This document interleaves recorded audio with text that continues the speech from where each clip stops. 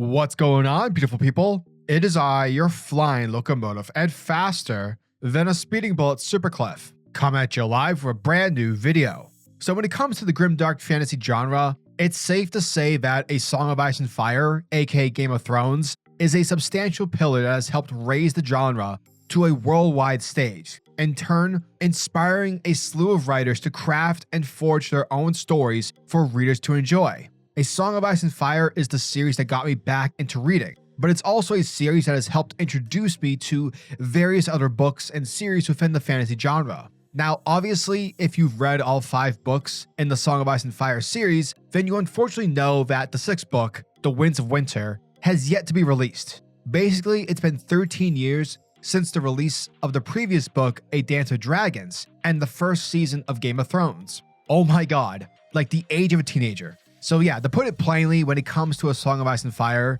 when it comes to The Winds of Winter and George R.R. Martin's inability to finish that bloody book, I won't lie, things look rather bleak. A lot of people have sort of moved on, accepting the fact that George will never finish The Winds of Winter and A Dream of Spring. So the question is asked, what now?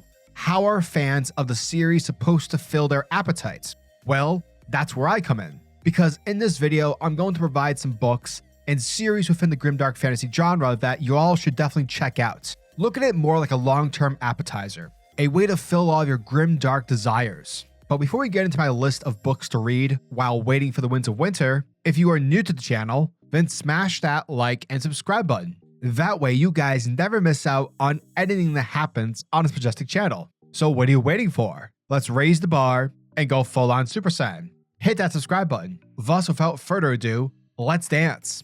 So starting off the list, we have the Poppy War trilogy by Rebecca F. Kuang. The first book, The Poppy War, is set in a Chinese-inspired fantasy setting, and a lot of the main conflict, the war if you will, is very much based off the Second Sino-Japanese War, and you basically follow this young adult girl named Rin, who comes from an area that is extremely poor. Therefore, she is viewed as bottom of the barrel in the eyes of the Empire's elite. And so because Rin wants a better life for herself, she attends a military school. There she masters different skills of warfare, and she learns about the world itself. And she also begins her journey of shamanism, which may or may not take her down a dark path. In terms of Grimdark, this book 1000% delivers. Rebecca Kuang writes in a very flowery fashion, yet in a modern lens, where it feels fast-paced and engaging. And when you get to the darker aspects of the book, that majestic sense, you really do feel the grits and the effect that the desolation of war inflicts. The book is also extremely disturbing. A lot of the carnage and the things that occur remind me of the Red Wedding. Rebecca Kuang doesn't hold back with the violence, nor the results that war can bring. But again, that's really the whole point of the book. I'd say my only con is the book's main character, Rin. She really isn't a likable person. Like, you understand her character and you understand why she is the way she is, but you're never really rooting for her to succeed. But you're also never bored with her. She's basically a really good telescope for the reader. So yeah, if you're into Grimdark and you want to get into some Asian military fantasy, then check out The Poppy War. Next up, we have The Rage of Dragons and its sequel, The Fires of Vengeance, from Evan Winter. These 2 books are part of the Burning series, a 4-book planned story with its 3rd entry, The Lord of Demons, set to release in 2025. The Rage of Dragons takes place in an African fantasy setting. The kingdom that this nation is ruled by is a class system, and the main character you follow, whose name is Tao, he's on the lowest level of that hierarchy. The perfect way to describe this book is that it's a combination of the movie Gladiator and Game of Thrones, though more because there's dragons rather than the politics of it. These 2 books are amazing. Having it take place in an African setting, like fantasy world, is a really dope concept, and because of it, it provides a freshness. The fight scenes are amazingly written. It's very similar to John Gwynne. In case you didn't know, John Gwynne, fantasy writer, is notoriously known for like having amazing action scenes. He just has this way where the action just feels so livid. And that's the same thing with Evan Winter. You as the reader feel as if you're actually in the middle of a battle, and you can feel the blood and the sweat, the tiredness of it all. This world is also unforgiving. It's extremely harsh and unfair. I wouldn't say it's as grim as compared to the Poppy War, but the characters, partially the main character, are much better. The entire book you're rooting for Tao, but at times you are aware that Tao is maybe going a bit too far. Also, the way Evan Winter writes the villains is phenomenal. legit, there's a character who 1000% reminds me of Joaquin Phoenix's Commodus. He's just a character that you really hate with a fiery passion, and that you as the reader can't wait to see this person get essentially destroyed. The magic system is also really cool. Granted, it's not like the Stormlight Archive where there's a lot of layers to it, but there are some levels of similarity. For me, when it comes to grimdark fantasy, the less magic there is, the better. But overall, the magic system was really cool. It was engaging, and it wasn't the sort of where, said character goes super OG to the point where there's nothing that can destroy him or her. But yeah, if you want some African fantasy, something different, like a different setting, and some dope action scenes, pick up The Rage of Dragons, followed by The Fires of Vengeance. Enter the Lies of Loch Lamore, Book 1 to the Gentleman Bastard series by the author Scott Lynch. In the city of Camor, a rich and lively city resembling medieval Venice, follows the life of an elite con artist, Loch Lamora, along with his crew, whom are known as the Gentleman Bastards. Now, I've only read book 1 to the series so far, but I had to put it in here. The thing about this book that I really admire is the fact that in terms of character and there being consequence for the characters who fits a morally gray box, to me, that just screams A Song of Ice and Fire. No one is chaotically good, nor is anyone chaotically evil, but there are stakes. And when you fuck with the wrong people, sometimes bad things will happen as a response. Therefore, you get some grimdark in this book, and that's why I had to put it in this list. Me personally, I'm not the biggest fan of the book.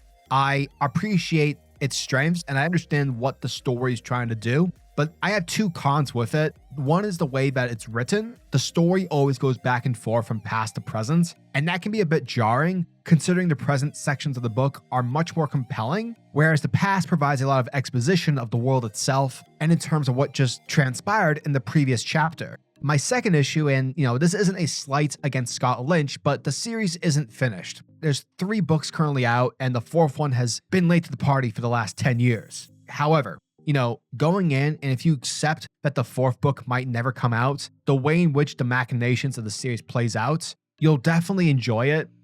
I was definitely into the 1st book, even though I didn't finish the other 2. There's just a really strong A Song of Ice and Fire presence in this book, despite it being a bit more contained in this one city. Plus, if you're a fan of morally gray characters, The Lies of Loch Lamore is definitely for you.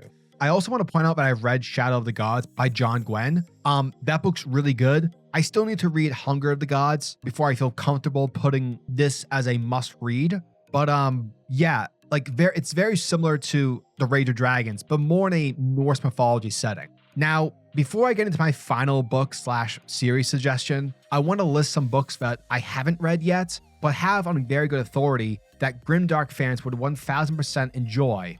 Plus, they're on my to-read list on Goodreads, and they are as followed, rapid fire style. Kings of Paradise, Book 1 to the Ash and Sand trilogy by Nell Richard, Kings of the Wild by Nicholas Eames, Book 1 to the Band series, Steven Erikson's epic series Malazan, Book of the Fallen, beginning with the 1st book, Gardens of the Moon, and last of the mentions is Brian Lee Durfee's The Forgetting Moon, Book 1 to the 5 Warrior Angels trilogy. And yeah, these are some of my honorable mentions that I've yet to read.